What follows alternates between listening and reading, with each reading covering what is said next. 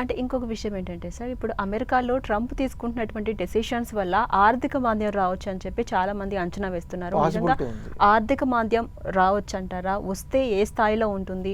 Gold మీద ఎలాంటి effect ఉంటుంది? ఆర్థిక మాంద్యం వస్తే బంగారంకి రెక్కలు వచ్చినట్టే కదా, ఇంకా పెరుగుతుంది. సో అప్పుడు 1,20,000 కూడా అవ్వచ్చు ఓ ఆర్థిక మాంద్యం వస్తే. బట్ ఛాన్సెస్ ఉందా అంటే ఎస్, ఛాన్సెస్ ఆర్ దేర్. ఇప్పుడే మొదలైంది ఇది. ఎటు ట్విస్ట్ అండ్ టర్న్లు ఎటు పోతుంది తెలీదు. ఇప్పుడు కొన్ని దేశాలు రిటాలియేటరీ టారిఫ్స్ వేస్తున్నారు. సో వాళ్ళు నెగోషియేషన్ కోసం వేస్తే పర్వాలేదు, వేసి తర్వాత ఒక టేబుల్ మీద వచ్చి కూర్చొని మాట్లాడుకొని ఒక లెవెల్లో అండర్స్టాండింగ్ వచ్చి ఒక అగ్రిమెంటు ఎంటర్ అయ్యారనుకోండి, దెన్ ఫైన్.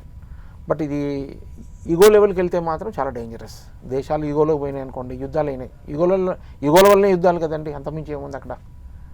అంటే మీరేం చెప్తారు సార్, ఈ ఆర్థిక మాంద్యం అక్కడ వరకు వెళ్తుందంటారా? ఈ లోపే మీరు చెప్పినట్టు డిఫికల్ట్ టు ప్రిడిక్ట్ అమ్మా, difficult to predict. So Trump ఏ నిర్ణయాలు తీసుకుంటారు, తర్వాత మిగతా దేశాలు రిటాలియేటరీగా ఎంతవరకు టారిఫ్స్ వేస్తారు, వాళ్ళు ఎంత లెవెల్కి వెళ్తారు. సో ఇది ఏ డైరెక్షన్లో పోతుందో unpredictable, very difficult to imagine. ఒకవేళ నెగోషియేషన్కి వాడితే మాత్రం తక్కువ డ్యామేజ్తో బయటపడిపోతారు. డ్యామేజ్ ఉంటుంది, ఫర్ ష్యూర్ డ్యామేజ్ ఉంటుంది, తక్కువ డ్యామేజ్తో బయటపడతారు.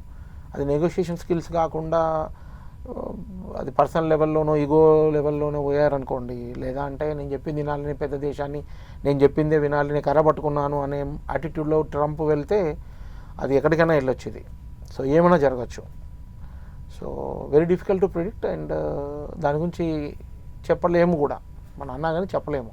కాబట్టి ఈ పరిస్థితులన్నీ కూడా బంగారానికి అనుకూలంగా ఉన్నాయని మాత్రం చెప్పగలుగుతాం మనం.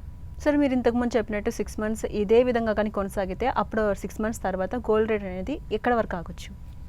అదే ఏం జరుగుద్ది అనేది మనకు తెలియదండి. ఇది స్టెబిలిటీ రావాలి ఫస్ట్. ఓకే, ఇప్పుడు ఈ మొదలుపెట్టిన ఈ గొడవ అంతా కూడా సద్దు మనగాలి కదా. అవును, అది ఎక్కడికి వెళ్తుంది, ఎక్కడ ఆగుతుంది అనేది మనకు తెలియదు. దాన్ని బట్టి ఇప్పుడు రిసెషన్ వైపు వెళ్ళింది అనుకోండి, బంగారం పెరుగుతుంది, ₹1,00,000 ఈజీ కాస్ అయిపోతుంది. అది ఎంత సివియర్గా ఎఫెక్ట్ అవుతుంది యుఎస్ ఎకానమీ, ఎంత సివియర్గా డాలర్ వీక్ అవుతుంది అనే దాన్ని బట్టి కూడా ఉంటుంది. డాలర్ వీక్ అయింది అనుకోండి, ఆటోమేటిక్ బంగారం పెరుగుతుంది. ఎందుకంటే డాలర్కి ప్రత్యామ్నాయం అనేదే లేదు, ఉన్నది కాస్త కోసం బంగారం కొంతవరకు కొనగలుగుతారు. అలానే డాలర్ రిజర్వ్స్ అన్నీ కూడా తెచ్చేసి అమ్మేసి ఇక్కడ కొందాం బంగారం అంటే ఇక్కడ అమ్మేవాడు లేదు, బంగారం లేదు, అక్కడ ఫిజికల్ గోల్డ్ లేదు. కాబట్టి డాలర్కి ప్రత్యామ్నాయంగా బంగారాన్ని చూస్తాం. కాబట్టి కొంతవరకు డాలర్ తగ్గినప్పుడల్లా కొంత పెట్టుబడులు బంగారంలోకి వస్తూ ఉంటాయి. సో ఆ రకంగా బంగారంకి రెక్కలు వస్తాయి. అంటే